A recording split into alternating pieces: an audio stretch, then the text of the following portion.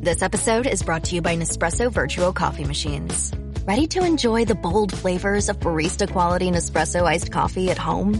Simply fill a glass with ice and press the brew button on your virtual pop machine to enjoy rich double espressos roasted to stand up even when chilled. Refreshingly bold iced coffee. Refreshingly easy to make at home. Visit Nespresso.com to shop now. Today's top story, the flavor merger of the century between the Peanut Butter Group and Chocolatey Corp. Joining me is a PBC executive. Thanks for having me, Barry. Now, how did you know the merger and the byproduct of it, Jif peanut butter and chocolate flavored spread, would be a success? You know, it was a gut feeling, a rumbling, if you will. Besides, they're two titans of taste. Very true. Goes great with pretzels. And pancakes. Apples too, I bet. Try Jif PBC today. The Dr. Sky Experience. Entertaining and informative. On the Red Apple Podcast Network. 3 minutes after the hour, ladies and gentlemen, no matter where you're listening, or, of course, to call us, we want to say good evening and good morning to each and every one of you. Another exciting edition, as you tell us, of the Dr. Sky Experience here on Talk Radio 77 WABC. A hearty wish to all the fathers out there as we transition from Flag Day into the morning of the 15th, the midpoint of June 2025, affectionately known as Father's Day. Throughout our 2-hour program with special guests always, we would like to ask you and invite you to the conversation. The contact number is 1-800-848-9222. That's 1-800-848-9222, which of course stands for WABC. If you'd like to email me, we appreciate the emails. It's just DRSKY, Dr. Sky at WABCRadio.com. And to listen to our podcast archive, you can listen and download all that you want. WABCRadio.com and RedAppleAudioNetworks.com.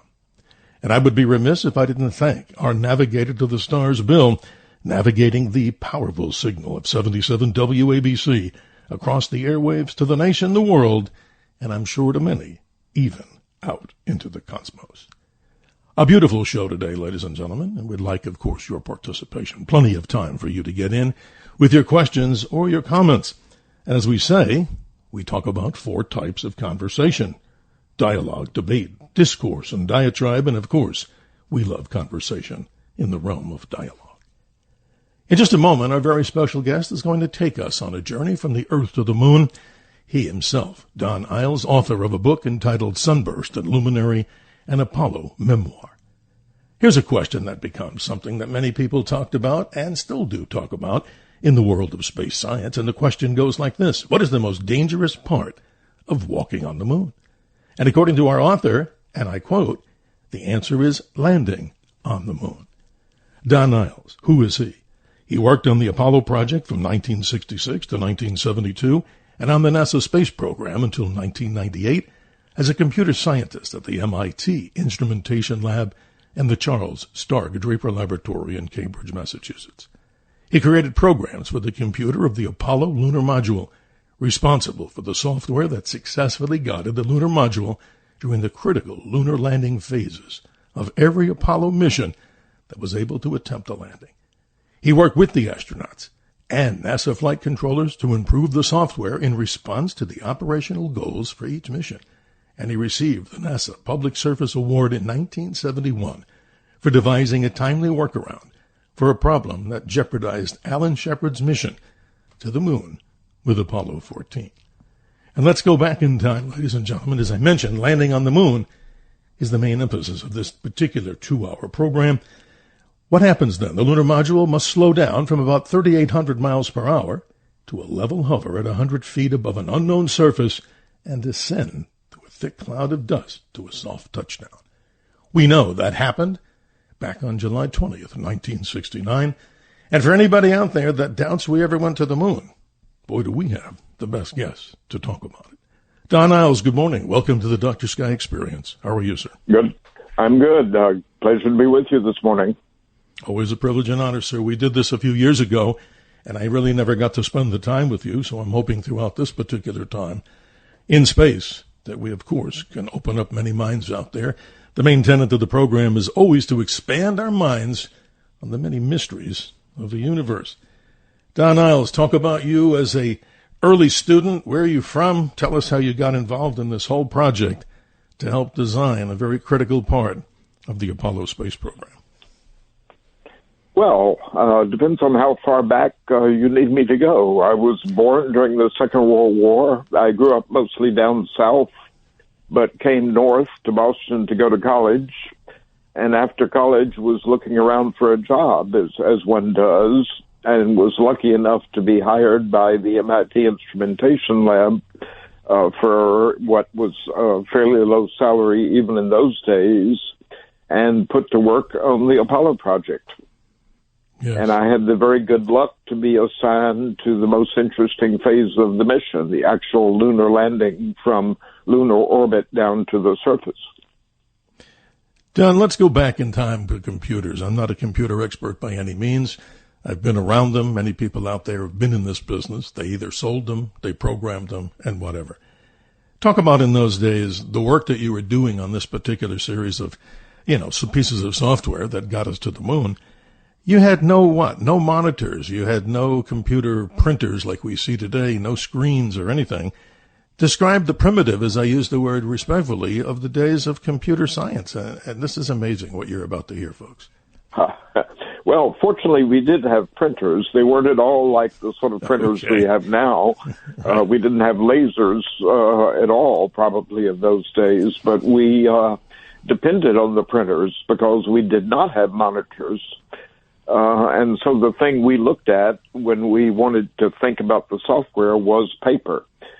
This paper came in stacks of about 6 inches thick if it represented the entire program for the spacecraft.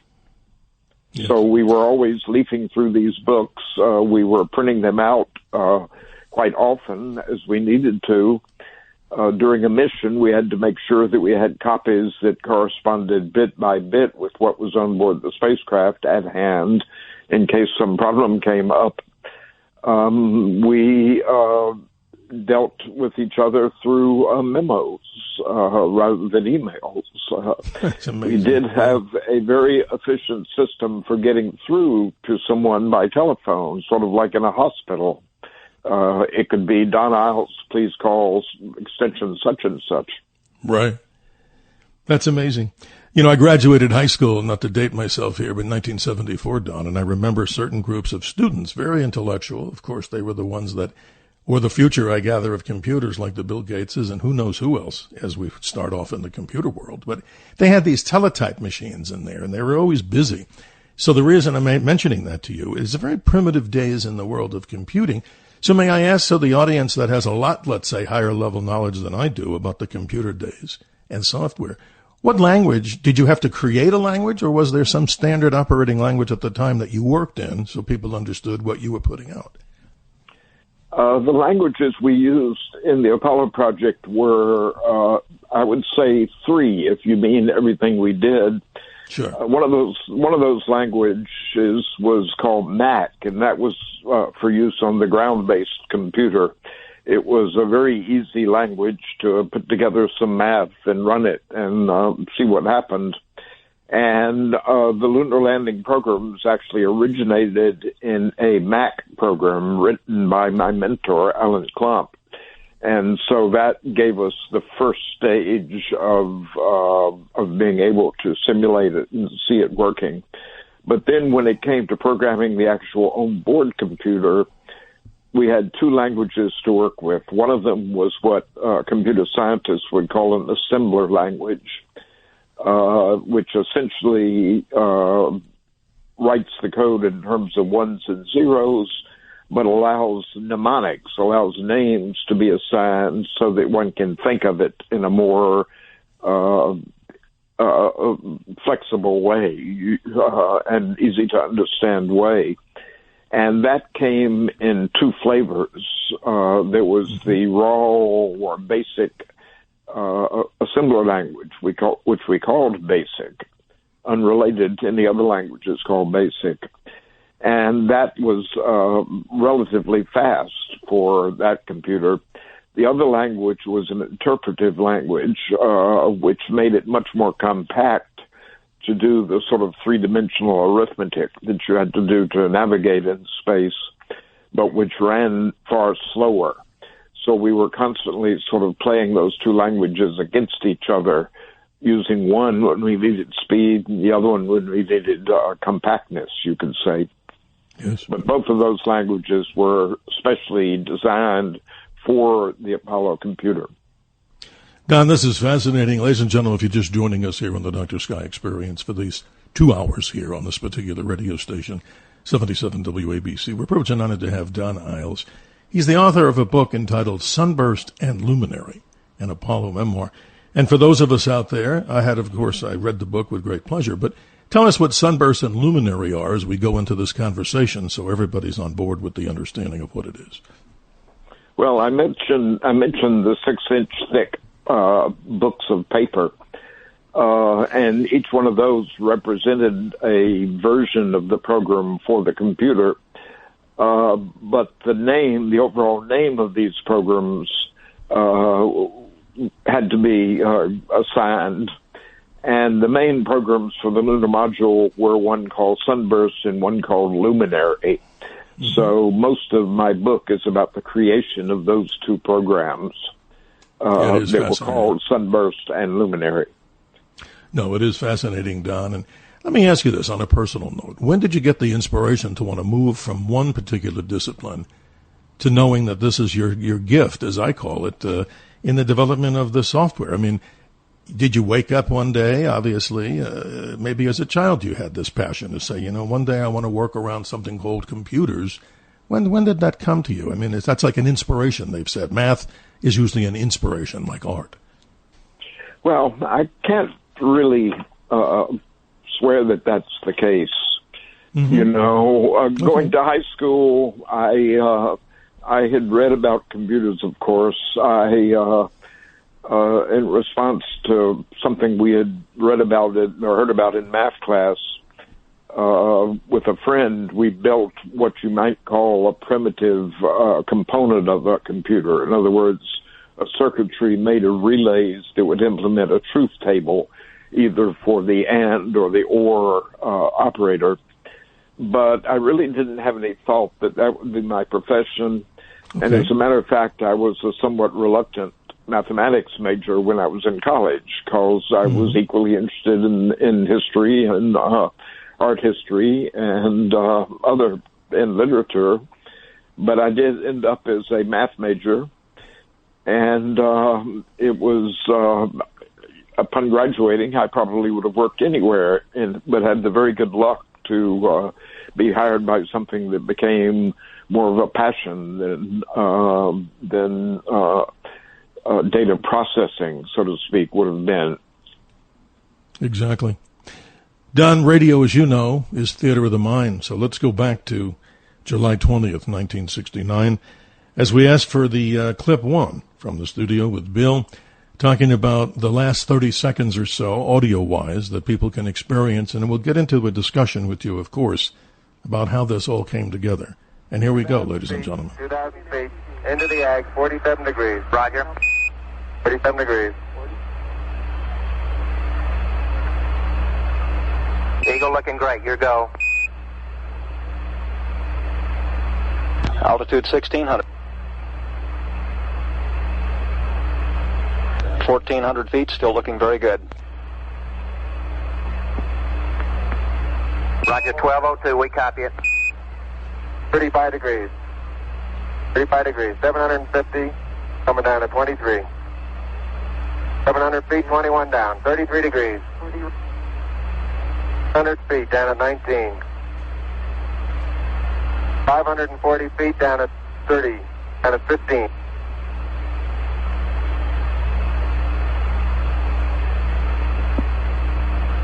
At 400 feet, down at 9. Gate forward. 10 and 50 feet, down at 4. 33 and a half down.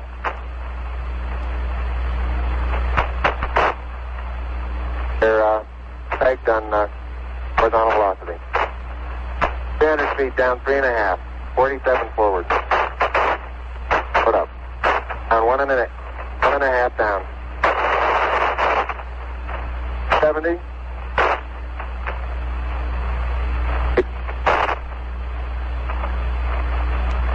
Happy shadow out there. 50 down at 2.5. 19 forward. Altitude, velocity light. 3.5 down. 220 feet. 13 forward. 11 forward, coming down nicely. 200 feet. 4.5 down. 5.5 down. 160 feet. 6.5 down. 5.5 down. And as you can hear, ladies and gentlemen, this continues all the way to the surface of the moon, which I find fascinating, and I'm sure our guest Don Eyles has so much to talk about with this, because what you're hearing in the background, with all the static, of course, from the transmission from the Earth to the moon, a distance of about 240,000 miles. 75 feet. That's looking good. Down a half. 6 forward. 60 seconds. Lights on. 6. Down 2.5. Forward. Forward. That's 40 feet down 2.5. Picking up some dust. 30 feet, 2.5 down. Great shadow. 4 forward. 4 forward. Drifting to the right a little. 20, down a half. 30 seconds. Forward. Just. Okay.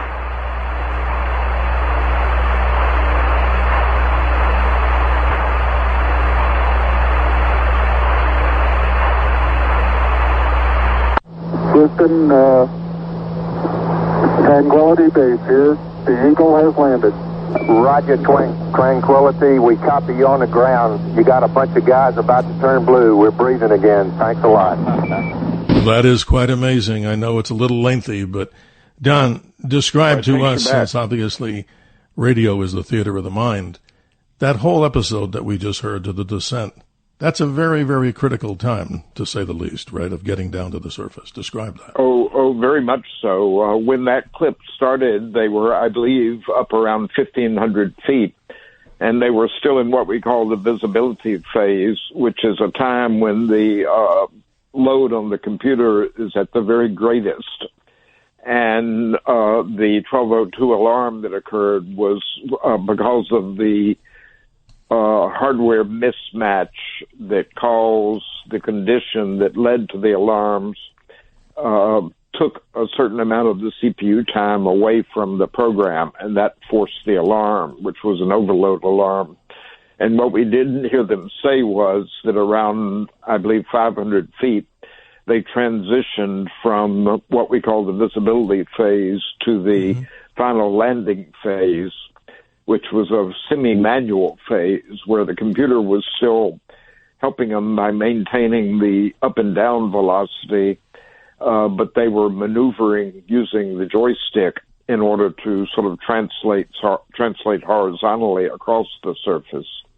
And so from there on down, Armstrong is jockeying the spacecraft here and there in order to find a sort of like piloting a helicopter, looking for a smooth place to land.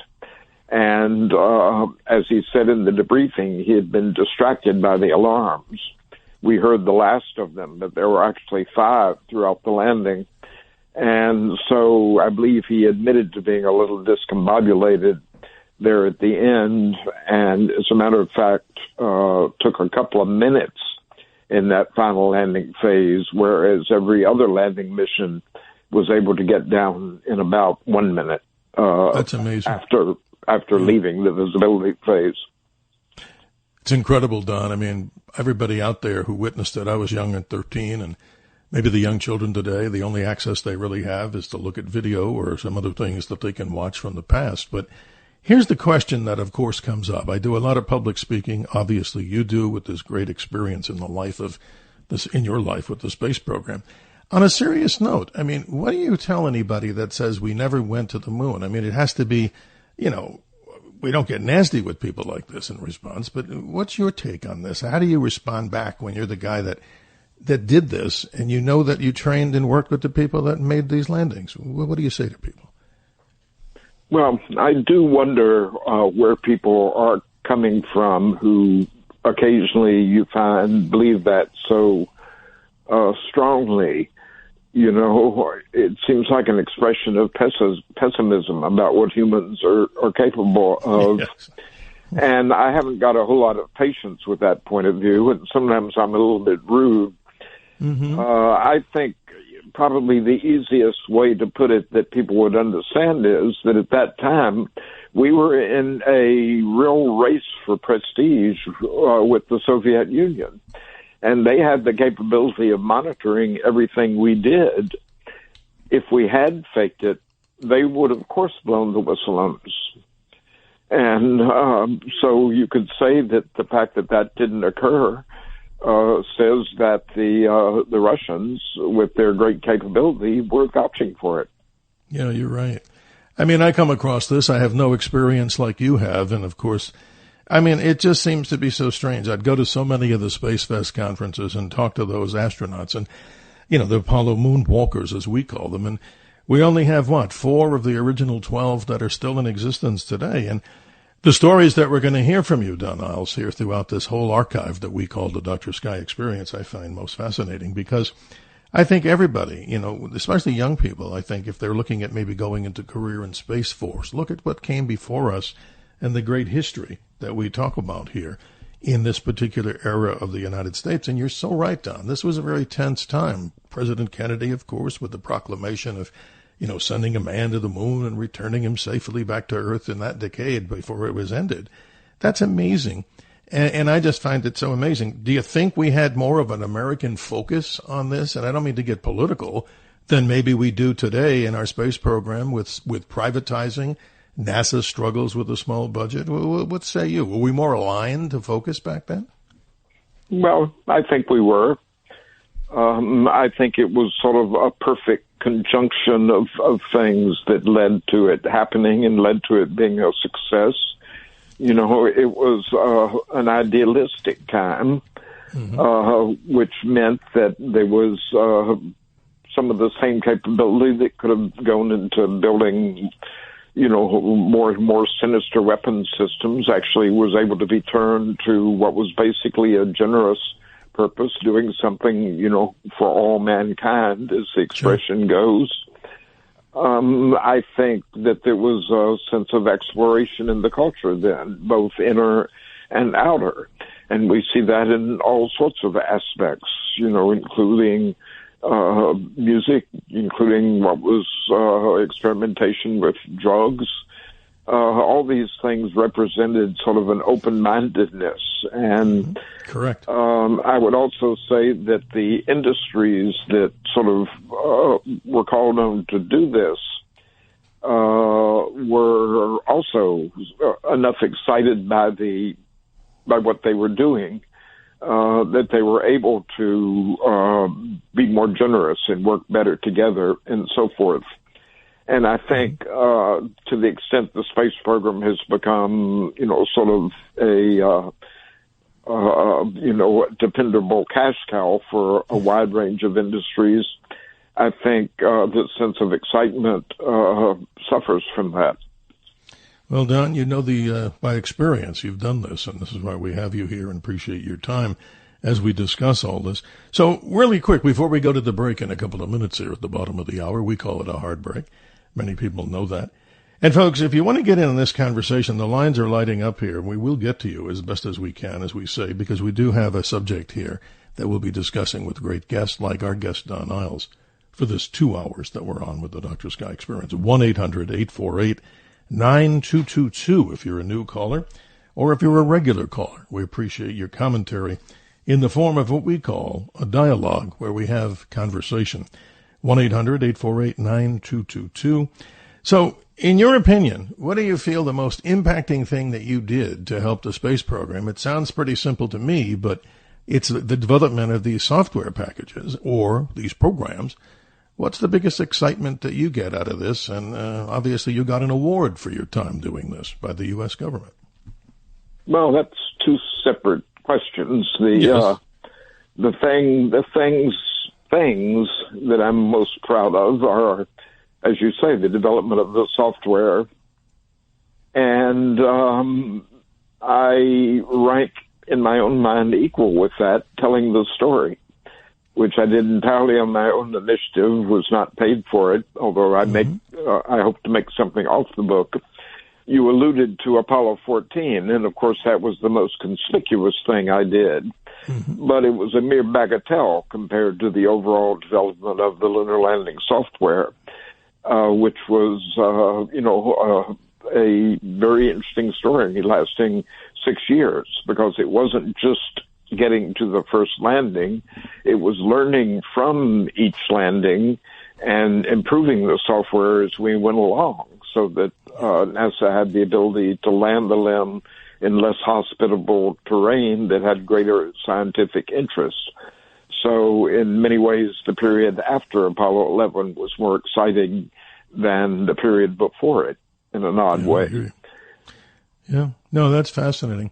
Again, 1-800-848-9222 as we move into Father's Day 2025, celebrating American independence again for Flag Day, as we move to the 4th of July and so many other positive things that we could talk about. Our special guest, Don Eyles, here talking with us about Sunburst and Luminary and Apollo memoir. And you know, folks, if you think he just sat behind a desk compiling things to do software, well, you ain't heard nothing yet, because this gentleman was involved in actually working side by side with some of the more notable moonwalkers there in the full-born big simulator. And we'll be talking about that when we come back, ladies and gentlemen, here on the Dr. Sky Experience. Always, if you'd like to email me, we appreciate that. DrSky, Dr. Sky at WABCRadio.com. And our podcast archive, we appreciate all the people who go there. And in addition to that, all the great programming here on this radio station, simply WABCRadio.com and RedAppleAudioNetworks.com. So much more with our special guest and you as we continue to have dialogue as we move into a Sunday morning here, the mid-portion of June 2025 on the Dr. Sky Experience. The Dr. Sky Experience on the Red Apple Podcast Network.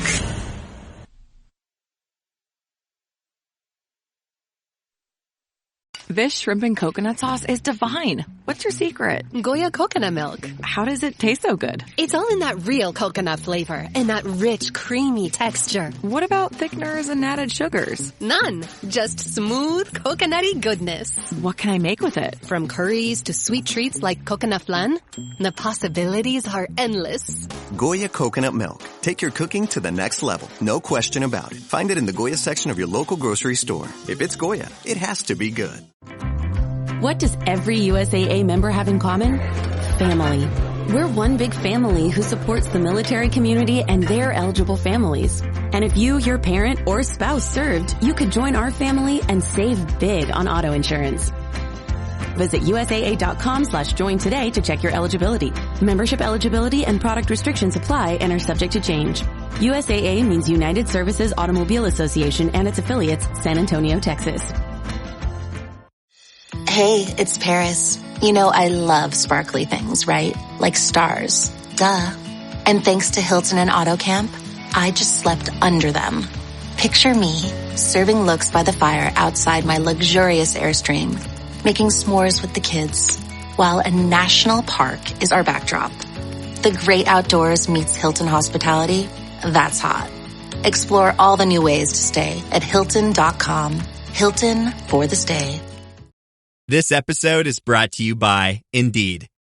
When your computer breaks, you don't wait for it to magically start working again. You fix the problem. So why wait to hire the people your company desperately needs? Use Indeed's sponsored jobs to hire top talent fast. And even better, you only pay for results. There's no need to wait. Speed up your hiring with a $75 sponsored job credit at Indeed.com/podcast. Terms and conditions apply. The Dr. Sky Experience. Entertaining and informative. On the Red Apple Podcast Network. Okay, Houston, as I stand out here in the wonders of the unknown at Hadley, I try to realize there's a fundamental truth to our nature. Man must explore. The most beautiful thing I've ever seen. Roger, 181, and we have a view of the rill that is absolutely unearthly. I'm glad you can enjoy it with us. Dave Scott, commander of Apollo 15, many years ago. And our special guest, Don Eyles, will be talking all about these different Apollo missions from 11 all the way up to Apollo 17. Before we begin, a certain quote from a certain astronaut named Neil Armstrong. And it goes like this. The search for knowledge is what brought men to the moon, but it took knowledge already acquired to make it possible to get there. Don, fascinating things we're talking about here. I appreciate your time. Let's go to the callers and let's welcome Joe in New Jersey. You're on with Don Eyles, a man who knows a lot about landing on the moon. Good morning. How are you? Dr. Sky, thanks for taking my call, my friend. First, thank you. Dr. Sky and Don, you're a wonderful guest. I want to say hello to you, too. I want to say a happy birthday to the United States Army. As a Navy veteran, 7 years. Yes, sir. I can't forget my brothers and sisters in the United States Army. Happy 250th birthday to all the men and women. Yes, sir. Thank you, Dr. Sky. Indeed. Dr. Sky, Apollo is the most magical time of somebody growing up in the 70s. And I was growing up in the 70s. I'm 64. And my father woke me up on July 20th on a black and white TV, no air conditioning. The windows were open, the fans were going, and made sure that I watched history on the television. It was the most fascinating time to grow up with Apollo. It was a magical time. We watched every space lift off from all Apollo, 7, 8, 9, 10, and then we waited for July till they landed on the moon. It was great. It was fascinating. Well, Joe, I love your enthusiasm. I mean, how can we beat that, right, Don? We're not trying to beat anything. He says it well, but your response to this, Don, I mean, this is so powerful, what we did. And I remember it as a 13-year-old, right, like our friend Joe, on a black and white TV that wouldn't hold vertical. So we had to hit the TV. This is amazing. Well, I remember those TVs very well myself. You know, the day of Apollo 11, when I finally went home, when, our work was done, they were safe on the surface, and eventually we had to go home, and I turned on my 19-inch black and white TV and watched those very crude images as you saw a shadowy person descending the ladder and stepping onto the surface. So it was, in many ways I was a spectator just as Joe was, and perhaps with the same wonder, even though I knew a great deal about what had gone on to make it happen. Yeah, it's amazing. Joe, you're filled with so much enthusiasm about this, and I wish there were more people like you out there. Yeah, I love it. I love it. Dr. Sky, one more thing. I know, Pete, you got a full board. We do, my friend. Yeah, I know you do. Just one more thing. They don't make tough guys like that no more. I remember them guys sitting at the computers with the white shirts, the ties, and smoking cigars. They were tough guys. They were tough guys. Now you can't walk into a place and even smell like a cigarette. I know it. That was a different breed, them guys. They were a generation. Dr. Sky and Don, I want to say happy Father's Day to you guys and to all the fathers out there. Dr. Sky, thanks for taking my call. Love you guys. Joe, bless you. Thank you. Happy Father's Day. The phone calls keep coming in fast, ladies and gentlemen, like meteors or meteorites through the cosmos. Let's say good morning on line 2. Go ahead. I was going to say it's funny that Joe mentions the air conditioning, because the software for Apollo was created in a non-air-conditioned building. We didn't think that was necessary in those days, except, of course, for the computers. The computer rooms were air-conditioned. You're right. I'm sitting here down in Phoenix, and I'm looking out my window here, from my little office, and I'm looking at 101 right now, and it's now Is that right? my time, 9:34 in the evening. So, yeah, I can only imagine how hot it can be when you want to do something in an office and it ain't air conditioned. So let's go to line number 2. Let's say hello to Paulie. Is it Paulie from Westwood? I believe I'm reading this right. Good morning. How are you doing? How are you, Dr. Sky? I'm doing great. Thank you. I'd like to know, I'm kind of confused. Like, what's the difference between the Earth and the moon. Like if I take a rocket up to the moon, I land on top of the moon, right? Yes. But if I take a rocket from the moon and land on Earth, it's like I wind up in Arizona. Why don't I land on top of the Earth? Well, I think we have the best guy we got the best guy in the world, Paulie, to answer that. And when we get into it later, Don, talking about spatial geometry, how you navigate, what good response, and I'm sure it'll be amazing, that we give back to Paulie. Well, I'm not totally sure I understand the question, but in the first place, the moon does not have an atmosphere. When you're trying to land on the Earth, you have to deal with the atmosphere. And, of course, it's a plus because you can use the atmosphere to help you slow down. If you're landing on the moon, you don't have that facility. You don't have that atmosphere to play off of, so you have to do it with rocket power. On the other hand, the moon is way smaller than the Earth, so the amount of rocket power it takes to land on the moon, and for that matter to get off the moon, is considerably smaller, way smaller than what it takes to get off the Earth. So it means that landing on the Earth and landing on the moon are somewhat different animals. Yes. They're inside to the moon. Like, is it one solid rock? Would I land on top of the moon, or do I land inside the moon? Can I land inside the moon? Is what I mean. No, the moon is made of pretty solid material. I'm not sure that everything about the deep interior of the moon is known, but it's so far as we know, so far as I know, and I think this is the overall opinion of everyone, that it's pretty much a dead rock, unlike Earth. Of course, its geology has been shaped by the fact that it's been bombarded through the eons. Don, I wanted to mention something to Paulie here. This is interesting. This is a factoid. You can check it out, but here it goes. It's kind of fun. We tell people in our programs the diameter of the moon is 2,159 miles across. So what does that mean? I'm here in Phoenix and New York City. So that distance, if you almost clock it down to be equal, right, Don? It's a very small, object in space, but a much necessary one, Paulie, for us with tides and all that. But just like Don is mentioning to us, it's pretty much a dead rock. He's right on that. So your response back? Go ahead. Paulie, you with us? Yeah. Okay, continue. No, I was just wondering, I was just wondering is it a rock, like a solid rock, or is it like the Earth, whereas you can go inside of it, inside the globe, like you can go inside the Earth, right? Yes. But if you dig a hole or go into a cave, of course you can. Yeah. But for the most part, you're landing on the surface of the Earth or in the water.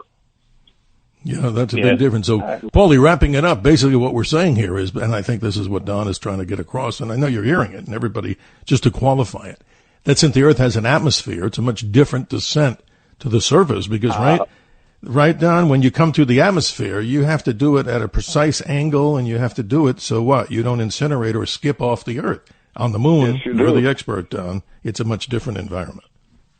Much simpler in many ways to land on the moon because of the lack of atmosphere and because it's a smaller and way less massive a body. Yes, it's very interesting. Paulie, thank you for being with us. We appreciate it. I hope we've answered. I really appreciate it. Thank you. Hey, you bet, my friend. Hope you'll continue to be joining us on the Dr. Sky Experience. 1-800-848-9222. We're open here. We have a number of lines open that if you'd like to comment, and again, we would like to do it in the form of a dialogue. That means we have a two-way conversation. This is interesting to me, Don. I'm opening your book here, and I wondered, I know the Theater of the Mind is radio, and if we were doing this on television, maybe we would see this image, but let's do our best in doing this. You described the phases of lunar landing, and I'm imagining here that the separation of the lunar module from the command module, that happens, astronauts start to descend to the moon, and you talk about this engine on at about 49,000 feet above the moon. I mean, that's amazing. That's not really that high, but since the moon doesn't have an atmosphere, describe the position of the lunar module as it's moving in this arc to the surface. This is fascinating. Well, the lunar module is in a lunar orbit that has a low point of 9 or 10 miles and a high point of about 60 miles. And that orbit is designed in such a way that at the point where the limb reaches that low point of 9 or 10 miles is the right distance back from the landing site, that's where the engine should be lit. So then from that point, the limb is going, with respect to the moon, at about 3,800 miles an hour in lunar orbit. Contrast that to the fact that a spacecraft in low Earth orbit is going on the order of 17,500 miles per hour. Yes. So there's that's a factor of five or more. That's a testament to the much lower mass of the moon, that you don't have to go as fast to stay in orbit around it. But at any rate, the problem is to bleed off all of that velocity so that you come to a point, say 100 or a few hundred feet above the moon, with very little horizontal velocity with respect to the moon, right side up, without any wild maneuver taking place. In other words, a stable point, a stable hover, from which the astronaut, using the semi-manual mode that I described before, can select the exact spot for touchdown and do that safely. And we divided that into 3 phases. The first phase, which began with the limb tipped back so that it's essentially firing the engine along its orbital path in front of it in order to slow down. And during that phase, which lasts 9 minutes or so, it gradually moves to a more erect attitude, but still the astronauts in the spacecraft do not have a good view of the surface. One of the things that has to happen during that long phase is that a radar has to lock onto the surface so that you can so as to provide an independent measurement of altitude and of the rate across the surface, which was done with the Doppler radar.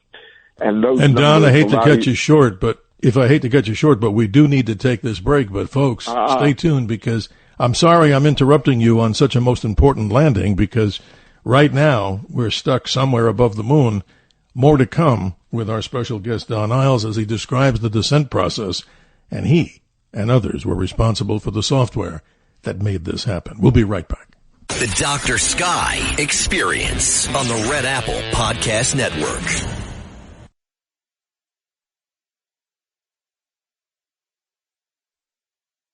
The Dr. Sky Experience. Entertaining and informative. On the Red Apple Podcast Network.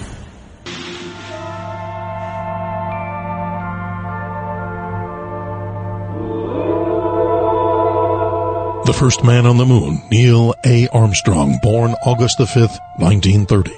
Passed on to the infinite August the 25th of 2012. The first human to set foot on another world, the moon, back on July the 20th, 1969 with Apollo 11. Total time on the lunar surface for Apollo 11, 21 hours and 36 minutes.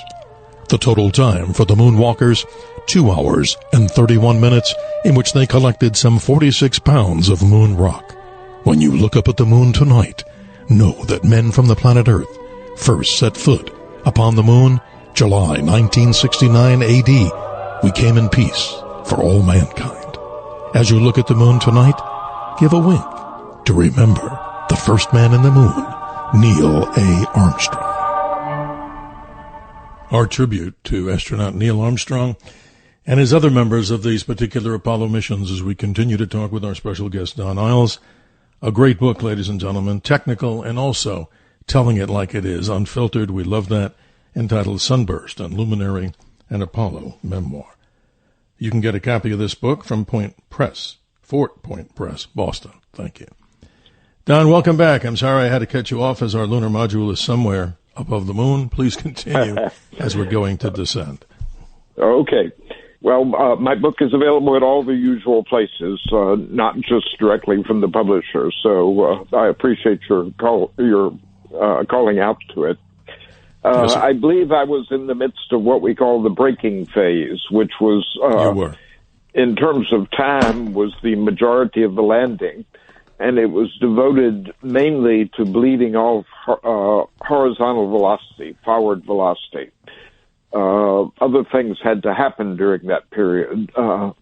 We had to take radar measurements so that our navigation could be corrected with local knowledge, because the inertial guidance that had gotten us there was very good, but it did have errors in it, and those errors might have made it dangerous to continue a landing without, would definitely have made it dangerous to continue a landing without some local readings that the radar provided. So that phase of the landing, which out of a total of 12 minutes or so took about 9 minutes, brought us to a point about 1.5 miles above the surface vertically, and I forget exactly how far back from the site, but close enough that the spacecraft could then transition to a different set of targets, such that it assumed an attitude that allowed the astronauts in the LEM to have a good view of the lunar surface in front of them. And the LEM was designed for that. It had big windows. For a spacecraft, it had very big windows. I don't think any spacecraft had windows comparable to it until they built the cupola on the Yeah, space they look station. large. You bet. Triangular windows. To provide that good view of the surface. Now, this phase featured something called the redesignation capability. The computer, our software, computed and displayed on the DSKY, the display and keyboard unit, an angle that told the commander where to look on his window to see the point on the surface where the spacecraft was going to land if he never touched the stick, shall we say. Right.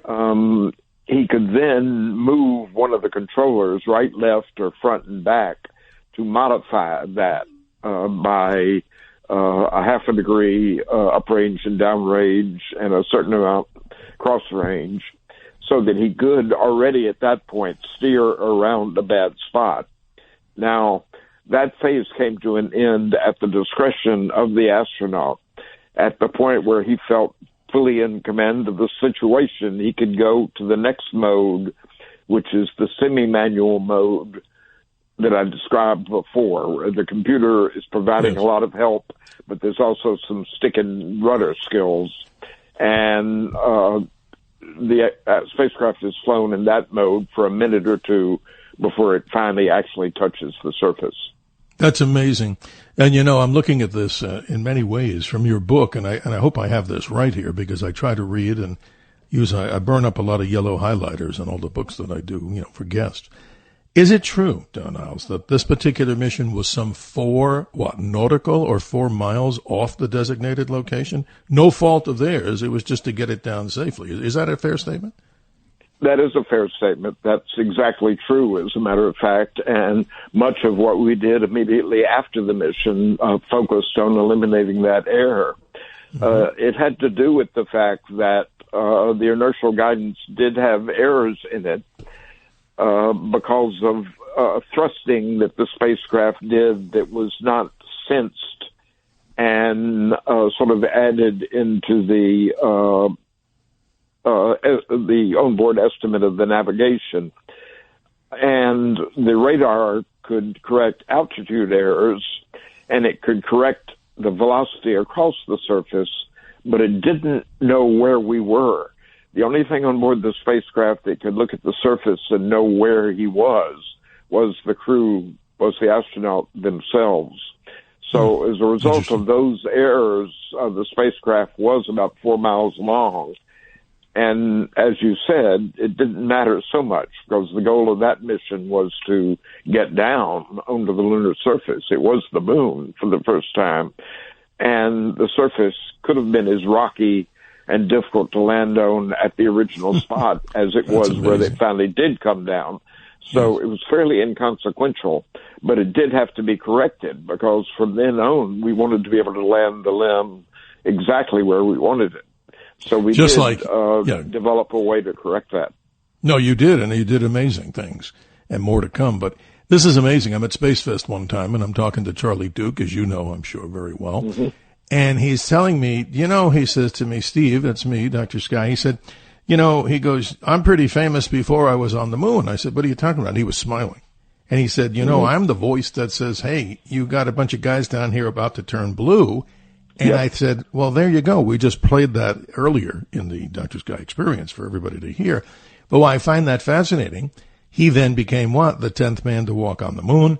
All this history is combined into one thing. So I was kind of surprised when he looked at me and he said that. It's amazing. You know a lot of these, and from the past, the moonwalkers. I always found it a fascinating, amazing treat to be able to be in the company of these individuals. 12 only went to the moon, right? Don, 12 humans. That's right. 12 actually landed on the moon. That's amazing. Jim Lovell approached the moon twice, but never got to land on it. That's amazing. God bless. And we'll get into so many of these discussions. I just want to remind the folks that are trying to call in here, it continues to be open lines for many lines, but the whole point is, if we haven't gotten to you yet, we'll of course have to say, and politely, we'll move you into the second hour if your patience continues, and we appreciate your patience. 1-800-848-9222. Getting a conversation if you're driving or going somewhere or just listening and just tuning in. Who do we have here on the Dr. Sky Experience? Don Eyles, his book, Sunburst and Luminary, an Apollo memoir. He and his team developed this landing software for the most amazing part of American history, at least according to many. And seriously, folks, if there's anybody out there that really doubts that we ever went to the moon, I think we have a gentleman here, among other guests we've had, who can explain this in so many ways and so much detail. I want to define this, and so just before we lose this hour, as it's almost up, if we're inside, in the mind's eye, we're inside the lunar module, the commander, if I'm correct, is in the left position, and the lunar module pilot is operating the right side. Is that a correct statement?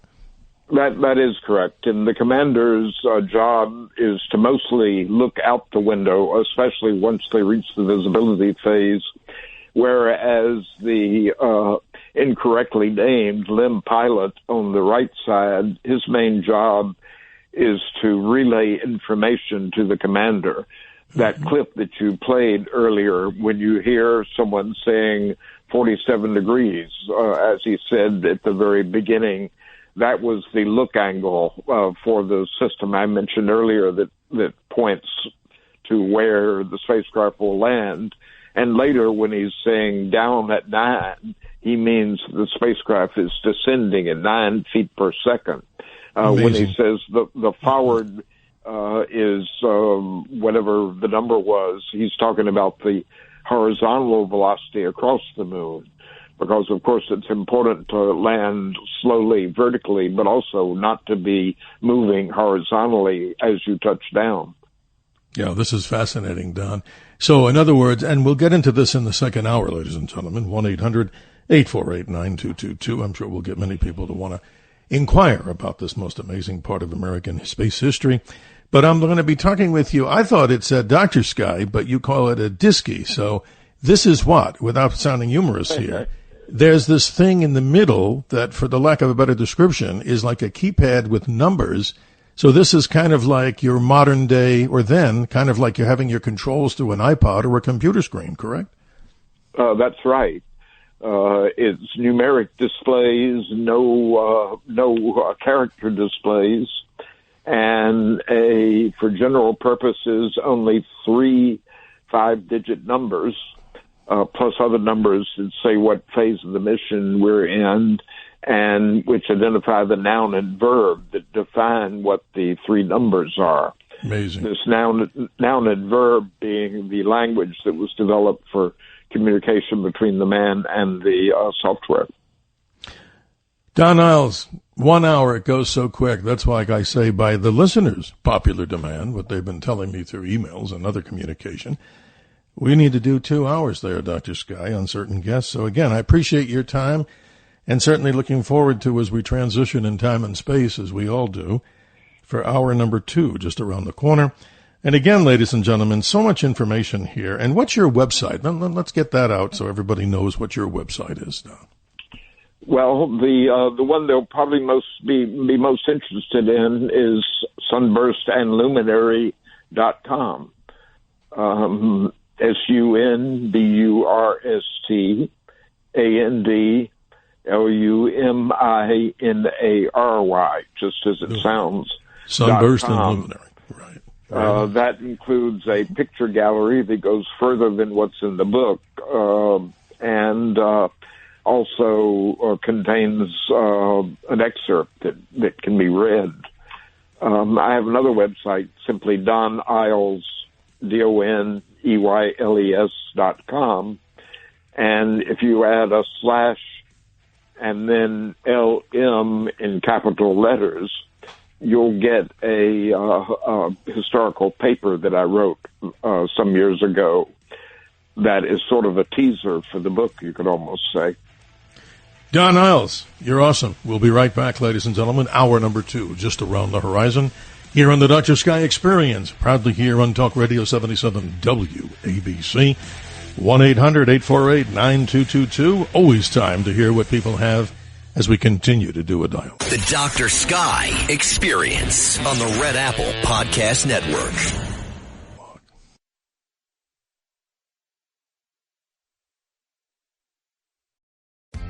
Are your business expenses playing hide and seek?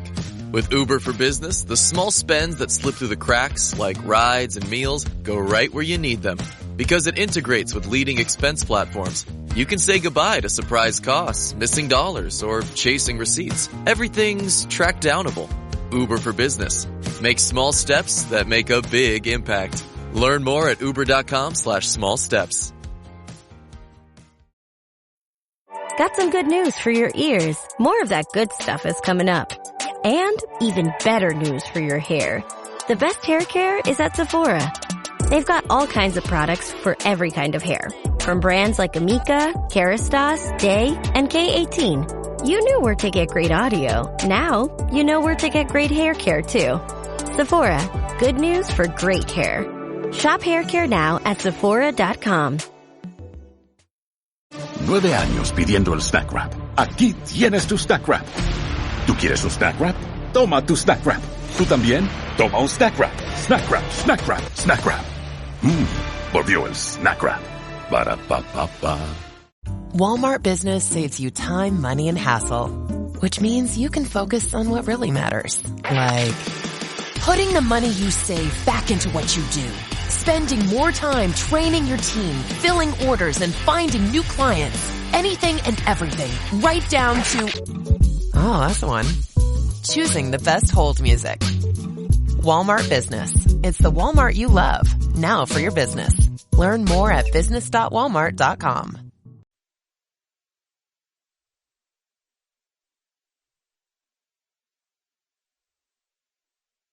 The Dr. Sky Experience. Entertaining and informative. On the Red Apple Podcast Network. Good evening, good morning. 3 minutes after the hour as we continue to move through time and space. Always great guest as you tell us through email and other modern-day means of communication. As we continue in our 2-hour format with great guests, if you're just joining us, Don Eyles, he and his team wrote the software for the lunar module, the successful Apollo programs. His book, Sunburst and Luminary, an Apollo memoir. He joins us here, and ladies and gentlemen, we'll now continue with the phone calls. Let's say good morning to Joan in New York City. Joan, good morning. You're on with Don Eyles. How are you? Oh, hi. Yeah, a question I've had. I know when they talk about terraforming Mars, one thing I always wondered is how would the low pressure the atmospheric pressure on Mars, how does that affect the human body? And then I realized, well, on its own, there isn't any atmosphere, there isn't any atmospheric pressure. So the human body, which is used to, almost 15 pounds per square inch on the Earth? Approximately, yes. Yeah. Mm-hmm. Yeah. How does the body react on the moon to the lack of pressure? Don, knock it into the ballpark. There you go. We're out of the ballpark. Well, you don't want to do that. Yes, exactly. You would perish very quickly. Yes. Because of the low pressure, the fluids would want to boil out of your body. It would not be pretty. Wow, Joan, that's pretty scary, because I know if you go up right down about like 49,000 feet or so, and you're not in a pressure suit, that's exactly what would happen to the body, even in the Earth's up above the stratosphere. So it's not a hospitable place, right, Joan? So that's pretty bizarre. Well, how does the pressure suit work? What does that do? It kind of puts pressure on your body as if it were coming from the atmosphere itself? No, it contains enough pressure, enough atmosphere inside the suit. Number one, for you to breathe, and number two, to create enough pressure on your body. Now, the body can exist with much less atmospheric pressure than the 15 pounds at sea level, but it can't exist with zero. And I don't think it could exist on the surface of Mars without some protection either. You're right. If terraforming met its wildest ambitions, then the atmosphere could be increased on Mars, perhaps to the point where it could be safe to be on the surface unprotected. But that's somewhat speculative. Joan, I appreciate you, as always. I appreciate your interest in this show, and hope you'll stay with us as we move through time and space and continue as we talk about these particular subjects. Let's say good morning to Cookie in Queens. I hope that's right. Is this Cookie on the line? Hi, it's Cookie from Queens, New York. Dr. Scott, I tune in late. I get, I work late, and I'm not a flat earther. But we're in a new age, and I tune in a lot to people who, they're called intuitives. And I understand that, we may have landed on the moon, but there was other things happening on the dark side, and the astronauts could not acknowledge that. So I truly believe there are other beings in the galaxy, Pleiadians, or Arcturians, or whatever. And some people say that the moon is an artificial construct, that it was created by somebody. What does Mr. Mr. Eyles, understand about that or believe in that? And I'm not a dome person, where we have. I get it. No, I get it. I get it, Cookie. You bring up some way beyond than you. Yeah, you bring up some good points for analysis, Don. I think this is interesting in conversation. You've had a dialogue. Well, I don't know everything, but I am pretty certain that there's no manned activity on the moon that has not been made public. I don't think there are any colonies or any installations on the backside of the moon by human beings or by anyone else. I think it's not a place that anyone would choose to set up shop. I do agree with the caller that there certainly are beings elsewhere in the universe and probably in our galaxy. It's the numbers game, that there's so many stars that could have planets, so many at this day and age that have been identified as having planets, that it defies logic to think that we could be the only orb, the only planet that could have developed a civilization. I would add some cautionary words to that, though, because when a civilization becomes advanced enough to do something like space travel, it also, as has ours, may have reached the point where it's capable of destroying itself through accident or through bad acting and so forth. So it may be that the lifetime of civilizations like ours in astronomical time is relatively brief. So it's not too surprising, I think, that we haven't yet seen any unmistakable evidence of other civilizations. Cookie, people can live longer and have the intelligence to live longer, but I understand, Pleiadians are visiting Earth all the time from the Pleiades. I guess planet, what is it called? A galaxy. The galactic, right? The galactic systems, right? It's an interesting cookie. You know what we're going to do? I'm going to encourage you to call us back on next week. Here's why. We have some UFO topics that we're going to get into very heavily, and those folks, I think, will have some of these answers beyond the topic that we're talking about. So I appreciate Cookie. Thank you. We're open-minded to both agree you guys. on. Keep it up. Good work. No, thank you, and good morning to you, and happy Father's Day to everybody. Let's continue on here. You're extremely popular, Don Eyles, as I would imagine here. Let's say hello to Pete in Lakewood. Good morning, Pete. You're on with Don Eyles. I have 3 points to point out. Otherwise, go ahead. The Mets won the World Series for the first time. The Jets won their only Super Bowl. Right. And I have a question afterward. And Woodstock happened. I have a question now afterward. The gentleman named Bob Zimmerman, he does something similar to you.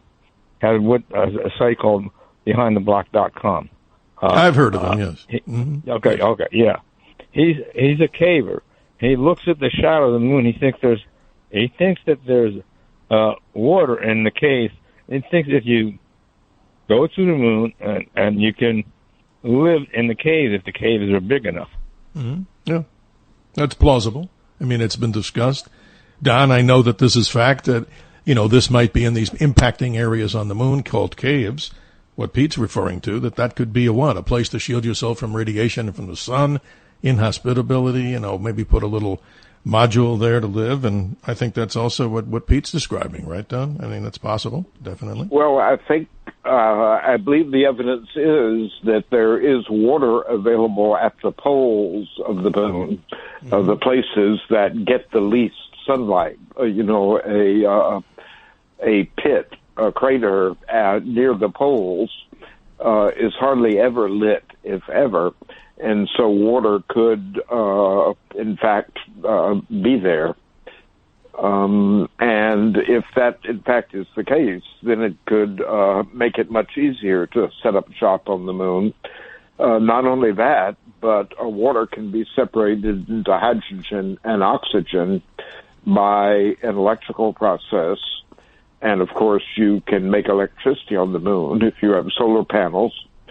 And hydrogen and oxygen can constitute rocket fuel. So that you could literally, if there is water on the moon, I think it's pretty understood now that there is. There is, you yes. could make rocket fuel from that. Pete, your last response, because we got a full board of callers and we want to try to be as fair as we can. I forgot to add, I just heard about Woodstock. Jimi Hendrix played the national anthem on his guitar. Oh, and he was... Yeah, and he was one of the last performers at the entire concert. Am I right, Don? I think that he was the last. I don't remember. I can't say. I unfortunately was not there. I was unable to go from work on the lunar landing. Pete, thanks for the call. We appreciate your time and hope you'll become a regular, as I know your name has come up here many times. Thanks for being part of the Dr. Sky experience. Let's go to line 4 as we welcome Frank to the conversation with Don Eyles. Good morning. How are you doing there? Well, good morning. And nice to hear you guys talking about interesting topic. My interest is in a little bit in the communications. I'm a ham radio guy. And, oh, wow. And I know it takes a little bit of time to get a signal from the Earth to the moon, maybe about a second and a half. And I was just curious about... was there how that time difference affected the communications and whether that had to be factored into any of the software, dealing with getting signals back and forth between you guys, between the guys on Earth and the guys up at the moon? Excellent question there, Frank. Excuse me. Excellent. I appreciate that. Boy, Don, that's amazing. Thanks, Frank. It certainly is a good question. But the answer to it is that the guidance system on board the spacecraft was self-contained enough that it did not need a close linkage with anything going on, any computation going on the ground. So it was not such a big factor in the navigation, the fact that there was that time lag, as you say, sort of a minimum of a second and a half. You can hear it, of course, when you listen to the tapes, when there's talk back and forth between the ground and the spacecraft. That extra lag is apparent. That accounts for the fact that some of those dialogues seem to go slower than perhaps they would if the two people were standing together on Earth. That's amazing stuff, and it's interesting to listen to you, Frank, because I'm looking to get my license, and I encourage a lot of people out there to do this if they feel that someday the grid, I mean, we're not going to talk, paranoia here. It's always good. You're the expert at that, Frank, in this end of the conversation. 2 meter, 144 megahertz. That's good stuff. Mm-hmm. Yeah. I was licensed when I was 14 years old in 1962 in my first year in high school in Philadelphia. Awesome. That's a great story, my friend. And so anyhow, I just got one other. Yeah, go ahead. There was telemetry. There was a lot of telemetry data, I guess, would be coming back from the space, from the moon, and so I understand it was a pretty complicated modulation system to get all that data packed into a bit of data coming back to Earth. And I've been I worked at IBM, so we meet up for lunch once a week, and we get to talk about some of this stuff because one of the guys has been looking at this and said, hey, there was some pretty sophisticated technology to actually transmit all that information, the telemetry data and whatever else. So do you have any comment on the amount of data that, just a little bit of insight from your side of it? Well, you're absolutely right. That telemetry was very important. By modern standards, by 21st century standards, the amount of data was small. It consisted, I believe, of on the order of, in a second, I perhaps shouldn't say because I'm not, don't totally have the number in my head, but on the order of 200 bytes over the course of a second, which is a pretty low data rate by modern standards. That's right. That'd be terrible today if we depended on our communications when we're looking at, people want a giga, whatever it is, on the speeds and higher things than that. It's amazing. Frank, thank you. We appreciate you, and you're encouraging me to get my license to do this because... Oh, yeah, you love it. Yes, and by the way, I should have said...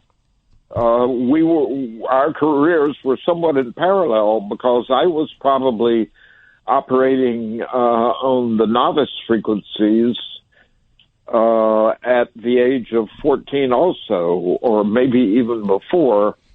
I was K4ZHF wow. back in those days. That's cool. And you know what scared me, guys? What scared me, guys, was having to do the code test, and that's why I think today there's a whole different paradigm.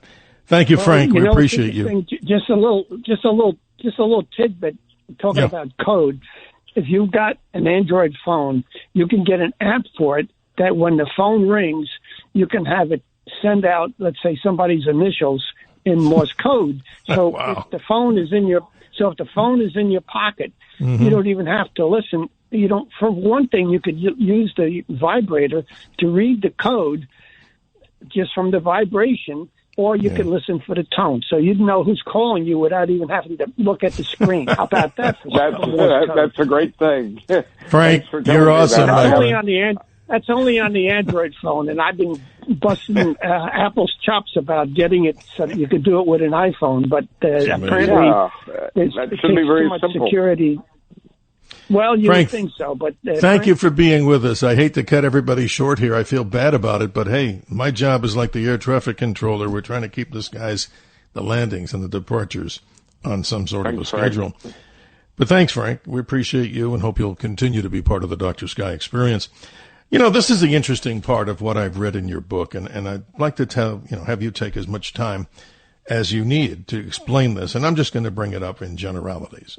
The Apollo guidance computer, 1 cubic foot in size. First significant use of integrated circuits. Memory, metal core wires, core rope memory. And not to steal your thunder, Don, this is amazing. If I'm right, only 36 approximate kilobytes of ROM and 2 kilobytes of RAM. Do I have most of that right? Because if indeed it is, isn't it true that maybe a little pocket calculator today, if you even use them, had more power than the entire, what's inside that diskey and the controllers of that? Isn't that amazing? Well, you're quite right that these simple devices, your refrigerator may have more memory and faster processing speed than the Apollo computer. We thought in terms of words rather than bytes. And in fact, we had 36K of words and 2K of bytes, the same numbers you gave. I mean, of words. Mm-hmm. But since each of those words was 2 bytes, the actual numbers were double what you said in bytes. In other words, we had 72 kilobytes of program memory and 4 kilobytes of read-write, what we call RAM memory these days. Amazing. Totally amazing. I mean, so putting this in perspective, it's just amazing what you and your team did, because in that day, that was the superior computer. But describe to the audience this, something called core rope memory. It's so exotic to me. I mean, describe how that thing was that made everything happen inside. That's the brain. Well, it was a type of memory that you could call primitive, but it was extremely reliable. It was so reliable that those memory modules can be read and executed today. It's been done. There's a group in California that has actually resurrected actual memory modules, and they still are readable. So it was, for the day, fairly compact and extremely reliable, and that reliability was the main goal in using that type of memory. The way it worked, I'll have to be a little bit technical, but that's the memory okay. consisted of ferrous donuts, if you will, called cores, that had wires running through them. And some of those wires were activation wires, so that if you were trying to read a particular place in memory, the computer knew which activation wires to turn on, and then it knew which sense wires to sense to see what the bits were. Those sense wires would give a reading of a 1 if they happened to pass through one of these donuts, or a 0 if they happened to pass around them. So that's the way the memory worked. Totally amazing. Yeah, totally amazing. The read-write memory was a different kind of memory, also advanced for its day. You know, this is fascinating. We're getting such an education here, and that's exactly what the main tenets of this program are, the Dr. Sky Experiments. Open up our minds to many of the mysteries that are in the universe, and in this particular case, talking about a good part of American history, the Apollo program, which many people maybe listening right now weren't even alive at the time, but we honor the astronauts. And I'm saying this in sincerity. That's what I am saying, and always would say it in sincerity. I think you and your team should have got a Nobel Prize for this, and that's a shame that they didn't, but maybe there's hope. I would give you guys that for all the things you, and interestingly enough, ladies and gentlemen, some very important women, right, Don, were also involved in the development of this particular type of, computer software, not a simulator, but the real deal. That's my opinion. Definitely. Absolutely. Certainly that's the case. There were not, in those days, as many women in the profession, but we had some who were very important. And one of those is Margaret Hamilton, if I'm correct. I mean, people can read about her. Indeed. Okay, time is of the essence here, but we want to go to the callers. Let's see, before the bottom of the hour hard break, let's welcome, if she's with us, Pamela in New Jersey. Good morning. You're on with Don Eyles. How are you this morning? Good morning. I really appreciate your guest describing his skill set, because it was new revelation to me how primitive, the computer system. I mean, and I don't mean that in an insulting way. I just Not mean at all. like Yeah. it's fascinating. It reminds me in school when we graphed graphs on the vertical and horizontal, right. Within parentheses and everything. And that was the basics of moving items, the cursor on a screen. When I started out in teaching in the 80s, I didn't grow up with, outward computers. So I took every free course they offered.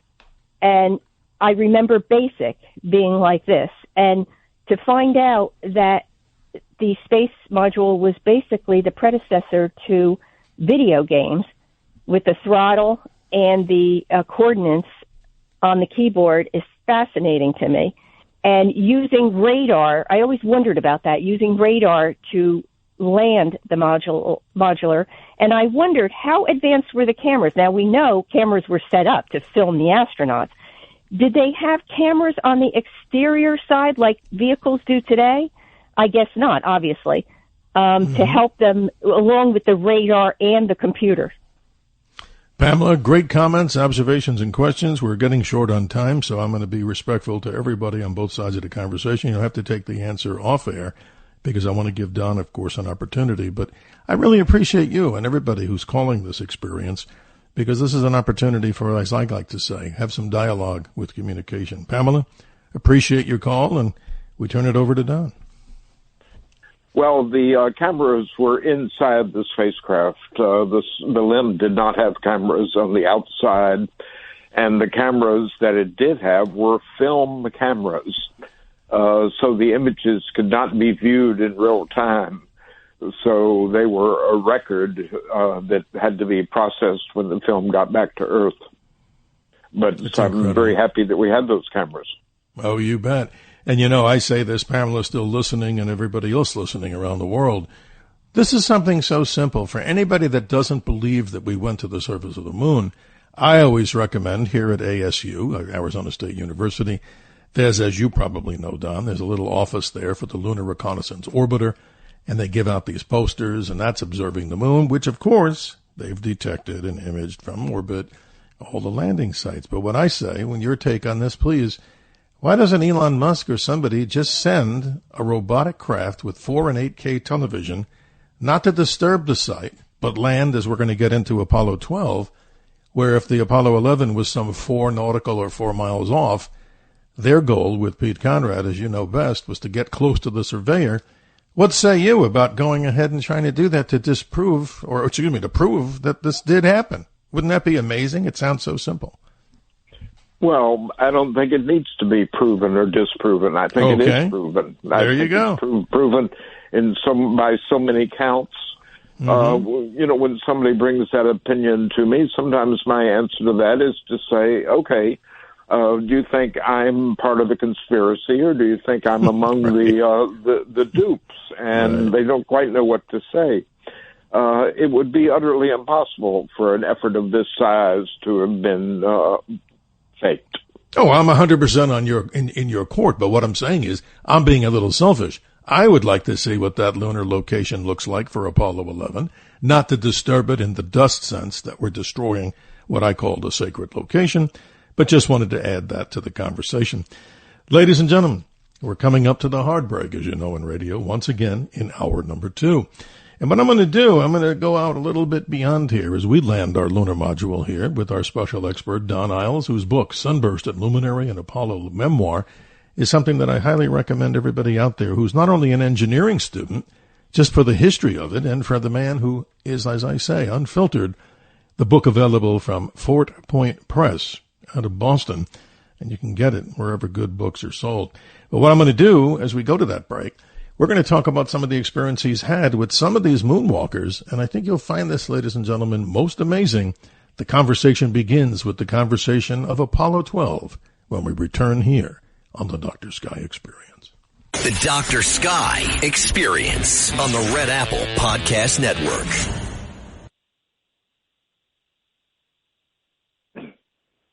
The Dr. Sky Experience. Entertaining and informative. On the Red Apple Podcast Network.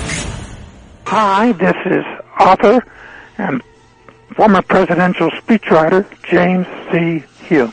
When you look up at the sky tonight and you see that moon, you think upon the fact that this one person had the experience of his life in helping to write the words that are on the moon in the plaque that was left on the LEM vehicle. Here, men from the planet Earth first set foot upon the moon, July 1969. We came in peace for all mankind. And you're listening to the Dr. Sky Show. 33 minutes after the hour, James C. Humes writes the words that are on the Apollo 11, the descent module, for all humanity and for all time. Welcome back, ladies and gentlemen, as we continue with Don Eyles. He's the author of Sunburst and Luminary and Apollo Memoir. You can go to Don Eyles, EYLES.com, or sunburstandluminary.com to learn much more about him, and hopefully you'll want to read this entire book. Let's go back in our time machine, Don. It's November 14th, 1969. We're down at the Cape, and what? Apollo 12 is about to launch. This is a most amazing story. Pete Conrad, I never met him. You obviously know him personally. You've sat there in the simulation of the lunar module, in the software descending to the moon. What an honor. Tell us what happens. President Nixon's there. It's a cloudy, kind of a stormy day. The rocket goes up. What happens? And all of a sudden, what? The entire dashboard, as we would say, it goes blank. That's a very scary thing. Maybe most people don't know. This spacecraft, got hit by lightning, if I'm right. That's exactly correct. I think actually twice, before and after Tower Clear, around that time, the spacecraft was hit by lightning. It, of course, hit the spacecraft and then found its way to ground through the exhaust gases. And in fact, the indicator panel went crazy, lit up in a way that no one had ever seen before. Fortunately, the computer that was guiding the stack, that was guiding the actual boost phase, was the computer that was mounted in the Saturn third stage. And that computer did not go offline and was able to bring the stack into orbit, into a good orbit. And at that point, it was possible to look at all the systems and see if there had been any lasting damage as a result of the lightning strike. Fortunately, there had not been, and therefore Apollo 12 was cleared to go to the moon and to attempt the pinpoint landing. Amazing. And I'm quoting from your book, if you don't mind me taking the liberty here. Conrad there with Al Bean. They're headed to the moon. This rocket's not very far off the launch pad, as you described. Lightning strikes it. Conrad, when the lightning strikes, says, okay, we just lost the platform, gang. I don't know what happened here. We had everything in the world drop out. Houston goes, Roger. And then talk about this very strange thing. I mean, I have no knowledge of this. They're figuring out, frantically, I guess is the word. You know, these are well-trained individuals who can handle stress. But they turn and say to somebody there, the ECOM says back, some electrical engineer or something there says, SCE to AUX. What the heck is that? And that saved the mission by turning a couple of switches? Is that what I'm trying to say is correct? I wouldn't say it saved the mission. Okay. It saved everybody's equanimity, of course, but by flipping that switch, that enabled good downlink data to come to the ground so that they could begin to analyze the problem. And it is amazing. A famous call, SCE to AUX. And nobody in the spacecraft knew what that was at that moment except the LEM pilot that was seated on that side of the spacecraft where that switch was. So it was Al Bean, the LEM pilot, who threw that switch, which made good downlink data come to the ground in Houston, and was the starting point from being able to diagnose the problem and determine that it was not not something that had to end the mission. 1-800-848-9222, as you may know by now, but if you're a new listener or new caller, we implore you to give us a call if these particular subjects that we talk about are of great concern and interest to you, and why wouldn't they be? Don Eyles is our guest to the top of the hour, ladies and gentlemen. And Don, this is so fascinating. Let's talk about this. I find it amazing. You're with Pete Conrad. You're the developer, among others, that worked on the software. You're in there taking what? The right side? Are you then the lunar module pilot in the simulator and he's the pilot? You're doing this together, a future astronaut to go to the moon. I'm amazed. That's right, what you're saying. You have to remember this was an amazing time in so many ways, but one of the ways in which it was amazing was that flight software was a brand new field. There were no precedents. Mm-hmm. And there were not layers of management that had been built up that would have separated somebody like me, who was really in the trenches, from NASA upper management and from the astronauts who would fly the mission. And it was to both our advantages. It was to our advantage to know the advantages, to get to know the astronauts, to know what they needed for us to provide. And we knew how to write software, so we knew what we could do for them. But it went beyond that, because an astronaut could have ideas also, and there were very smart guys that did have ideas.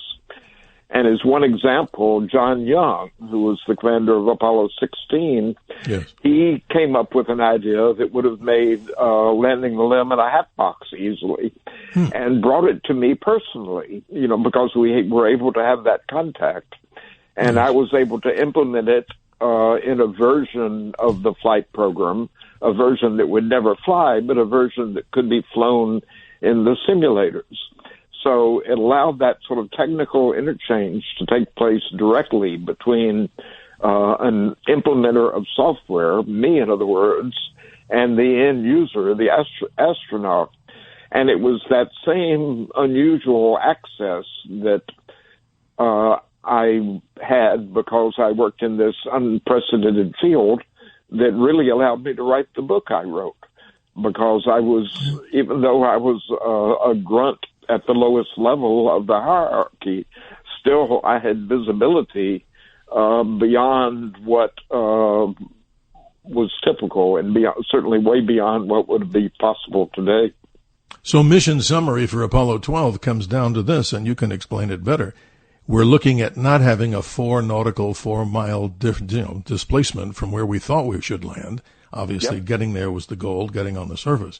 But with Pete Conrad and crew and Al Bean, they selected to try to almost land very close to a spacecraft that made history, unmanned surveyor, and they actually did that. So in other words, your work helped them to find the precision location where all subsequent missions that went there pretty much, that wasn't an afterthought. That was something that they landed where they wanted to go. You're amazing to tell us that story.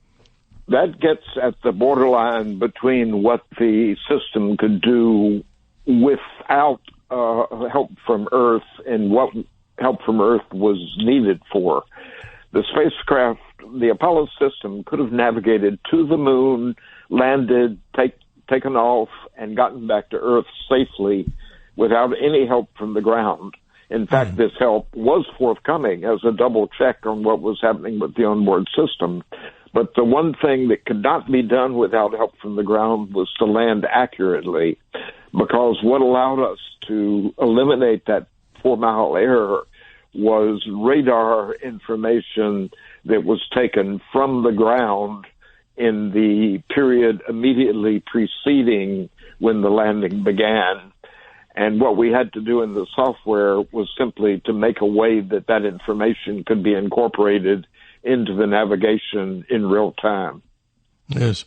So in other words, each subsequent mission, obviously we learned a lot by the experiences of the ones before to kind of software tweak this and do a lot of work. And I don't mean to say it lightly. That's not just the word tweak. It's actually making modifications so that they can land almost like a precision spot in the center of the bullseye. And you and your team, like I said, This is an incredible story, Don, how, engineering and software and computers and early computers helped to get us to the moon in a most amazing way. I'm sorry that there's not up to an Apollo 300 by now, and it's a shame that we don't have ongoing missions to the moon, which is a whole nother story, correct? Very, very true. I mean, I remember the mood at the end of the Apollo project felt like a loss in a way, because we were on the threshold of an era. We had the Saturn V, the quintessential big dumb booster. We could have manufactured those in some quantity. Going to Mars seemed very simple in those days, just required a little more fuel. We could have learned then the techniques of onboard assembly that we later learned when we built the space station. We already had the Skylab space station planned, which would have given us the biomedical experience that we would have needed for such a mission. And it seemed like a great loss that we did not do that at that time. Agreed. And now hopefully we'll get to the moon, whether it's Artemis, whether it's Elon and his Starship, or maybe even the Chinese. I mean, many are saying that they have the ability and the passion to want to get to the surface of the moon, and they may do that. And they may do that, according to some other space experts that we talked to, within the next 4 to 5 years, maybe sooner. An interesting story. Don, we're up against our last break here, and we do appreciate you to the top of the hour. And I'm hoping that you'll come back with us in the future on this, because as I go through this book, I've only we scratched maybe 1/10 of the entire material here. But it's a call to action that people want to go and hopefully get a copy of your book, and then can sit in their own time and convenience and learn so much more about your experiences. Ladies and gentlemen, they're listening, of course, to the Dr. Sky Experience here on Talk Radio 77 WABC, 1-800-848-9222. Still time if you have question, comment in the form of our conversation dialogue. We'll be right back. The Dr. Sky Experience on the Red Apple Podcast Network. Amazon One Medical presents Painful Thoughts. I've been on hold to make a doctor's appointment for 23 minutes now. The automated voice has told me 47 times that my call is very important to them. I'm starting to think that they don't think my call is important at all. With Amazon One Medical 24/7 virtual care, you'll get help fast without having to remain on the line to make an appointment. Amazon One Medical. Healthcare just got less painful. As a sports fan, I have to confess. Sometimes the game gets kind of boring. That's when I unfold my Samsung Galaxy Z Fold 7 and use multi-window viewing on its large screen. Boring game? I'm checking out my fantasy baseball league at the same time. Score still 1-0? I'm replying to emails in the other window, scoring points with the boss. Semifinals finally getting exciting? I'm buying tickets to the finals and booking my flights. Can your phone do that? The new Galaxy Z Fold 7. Get yours at Samsung.com. My cat Freddie loves to be brushed and cuddled. But stirring up his cat allergens meant sneezing and itchy eyes. Then I found Purina One Live Clear. It's cat food that reduced the major allergen and my suffering in as little as 21 days. Now, we feel closer than ever. If you have issues with cat allergens, you really need to try Purina One Live Clear. Try new Purina One Live Clear today. Purina One, a difference from day one. How do you top your love for your cat? With a cascade of decadent, savory gravy over a mouth-watering mousse pâté. Fancy Feast gems. 2 gourmet pâtés in one convenient pack. Simply peel and plate to reveal a pyramid shape that makes eating delightful and pamper her with an experience as extraordinary as she is. Turn the everyday into the extraordinary with Fancy Feast gems.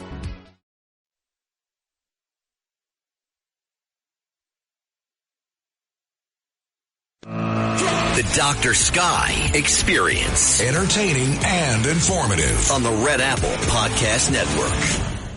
How else can I keep my reputation as a miracle worker? Well, by listening to the Dr. Sky Show. And here we go, ladies and gentlemen. Can he change the laws of physics, Captain? The man for that is Dr. Sky on the Dr. Sky Show. 46 minutes after the hour. Sorry to cut Scotty off there, but ladies and gentlemen, he's alive and well out in the cosmos. 46 minutes after the hour as we continue to the top of the hour. Don Eyles, great guest, great experiences, amazing what they did. He and his team, the landing software for America's epic journey, the Apollo program.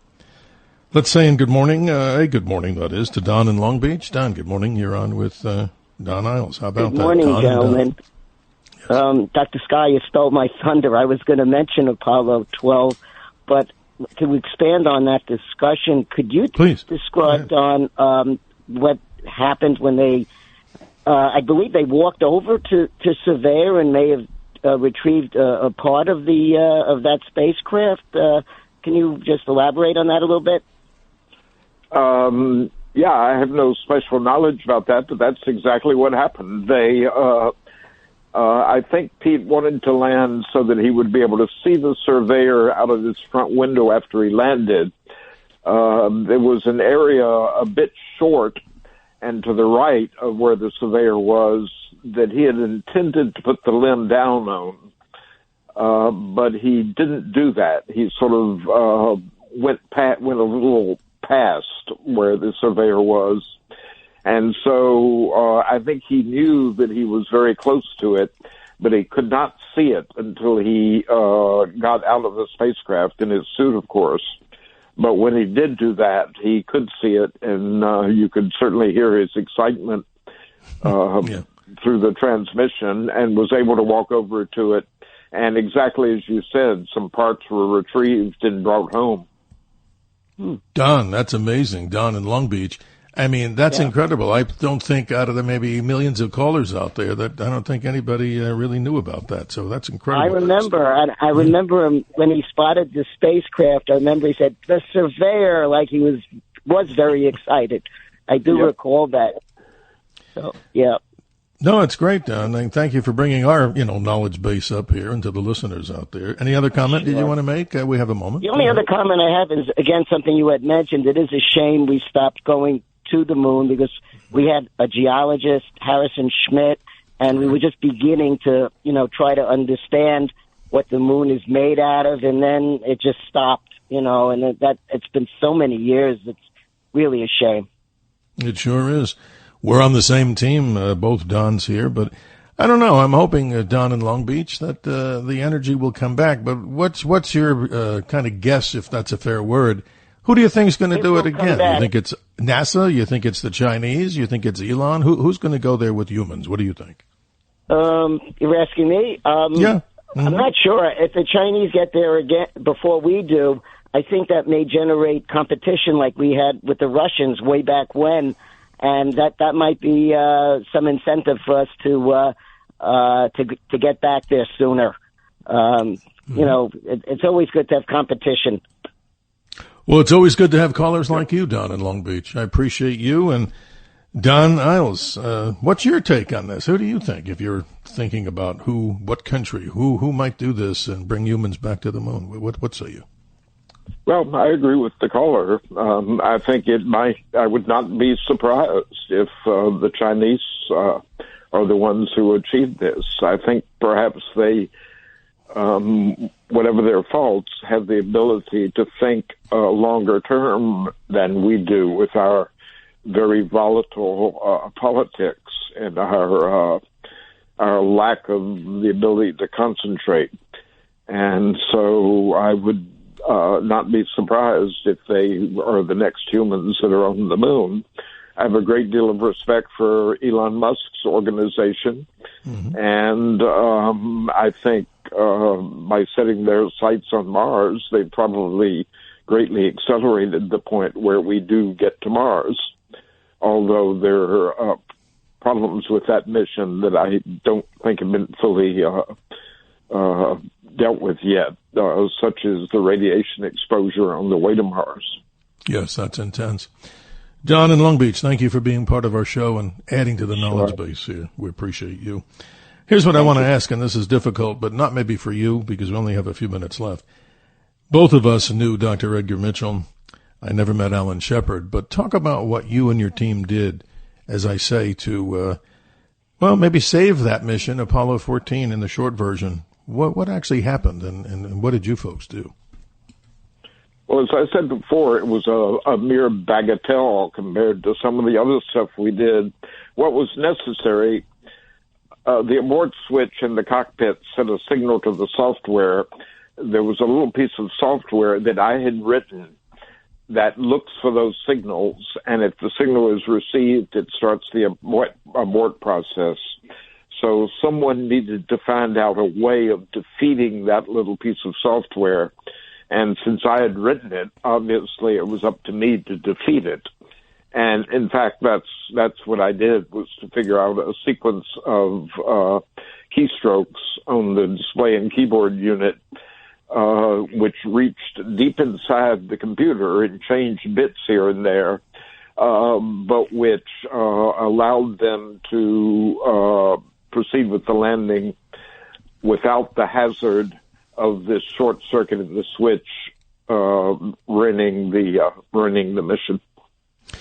Yeah. So trying to understand this for the listeners, and you're doing a great job, but I have a question because I'm a little confused. So that light, as they're descending, should not have been on, but caution to the wind, they didn't push it. So if they did, they never would have got to the surface. They would have aborted. That signal, when that lit up, would have been the only way to push this. The spacecraft would have left and not landed. That was their quick way to request the abort, was that button. So the workaround that we created took away that capability. So they would have had other ways of doing the abort if necessary, but the quick way to do it was taken away from them. Don, on the personal note, if you don't mind sharing this, what does Don Eyles do today? I mean, some of the things that you're passionate about. How do you spend your time, if you don't mind me asking? This is interesting. Well, these days I call myself an artist here in Boston. I do photography. Nice. I have made a series of large floating objects that float in a body of water we have in Boston called the Fort Point Channel. Oh. I liken those artworks to a space program in miniature because they have some of the same elements of trying to plan everything in advance, procurement of materials, fabrication, and the launch. If the launch is into tidewater, also have astronomical factors involved. And then the piece in the water, which is a hostile environment, will have its mission. Wow, that's interesting. So you're a multifaceted person. I mean, in the think tank world of doing software, I'm sure that's takes a lot of concentration. I've never been one. I've had friends who tell me stories, and I involved myself when I was younger in these IBM 360 computer rooms where many people who are listening may know you had these above surface, like floors where air flew underneath the bottom, these giant, tape and reel machines in there. And you worked in the days of punch cards. Tell us, for people who are listening that have no idea what a punch card is. A punch card was a system originated by IBM even before the days of computers, because they could be used in sort of other forms of semi-mechanical data processing. But at any rate, it was a good way to communicate between the person and the computer, and that's how the Apollo computer was programmed through the use of punch cards.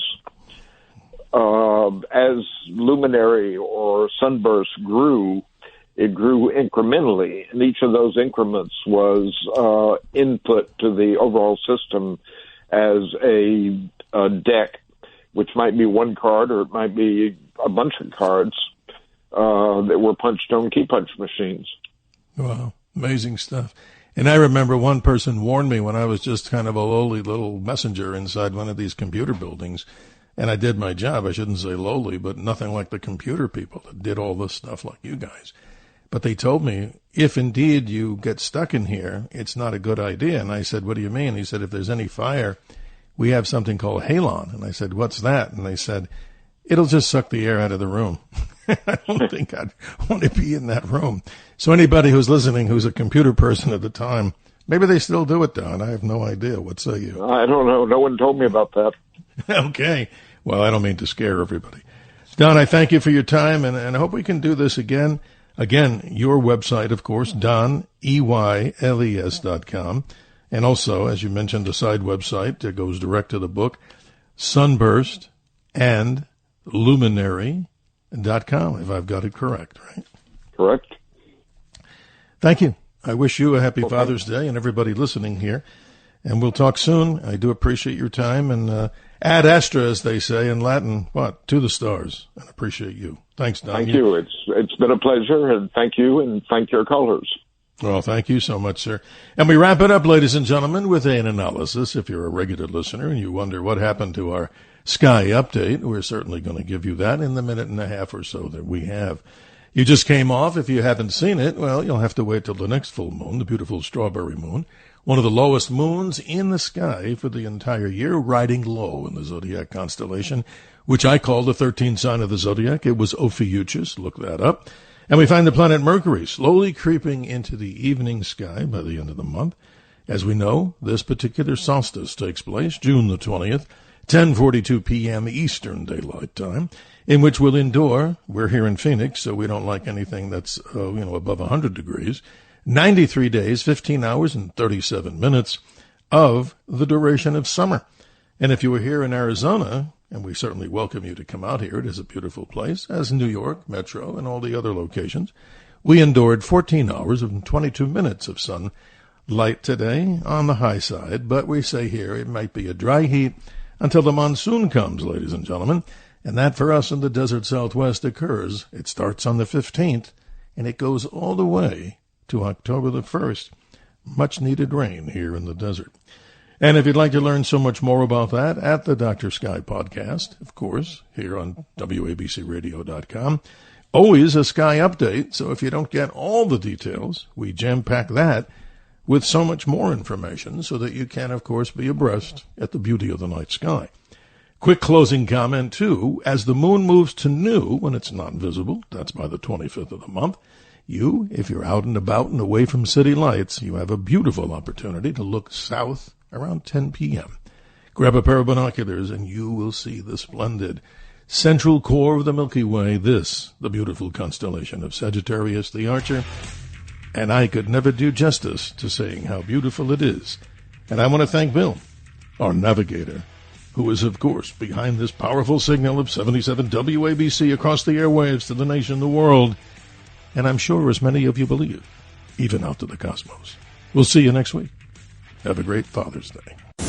Thanks for listening to the Dr. Sky Experience. You can hear the Dr. Sky Experience Saturday mornings, midnight to 2 a.m. If you like the podcast, share it with your friends and listen anytime at WABCRadio.com and download the WABC Radio app. Hit that subscribe button on all major podcast platforms. Plus, follow WABC on social on Instagram, TikTok, Facebook, and X. See you next time for a new episode so you never have to wonder, what the heck is going on here? This episode is brought to you by Bluehost. You might not be a tech genius, but you want the website for your business to crush it. Thankfully, Bluehost makes it easy. Customized, optimized, and monetized. Everything exactly how you want with AI. Your site can be up within minutes, and the search engine tools even help you get more site visitors. Whatever your passion project is, set it up with Bluehost. With their 30-day money-back guarantee, what have you got to lose? Head to Bluehost.com to start now.